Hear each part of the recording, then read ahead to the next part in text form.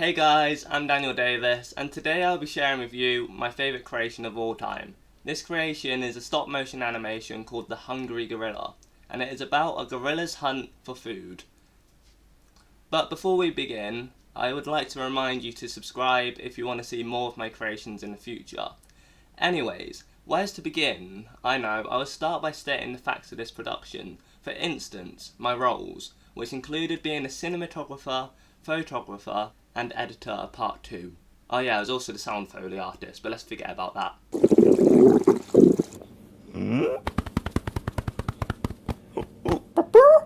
Yes, that abomination was me, but nevertheless, despite the horrible cringe that lives within this production, such beauty is yet to be shown. But before I start breaking this down piece by piece, I would just like to give a massive shout out to Jack Timms, who is not only the actor, but also the animator.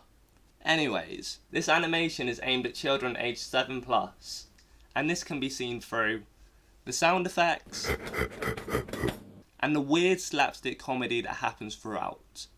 For instance, the first trap revolves around a gorilla climbing up some toilet roll and falling down to his death, but each time the gorilla dies, he is reanimated. Cause death is just too much for a child to handle. Alongside this trap, there are 2 others. This is the first.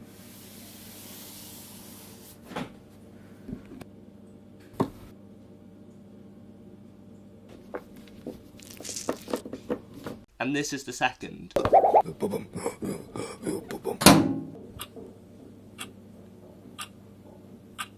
Honestly, I've got to say that the ice cube is probably one of my favourite bits of this production. What's that I hear?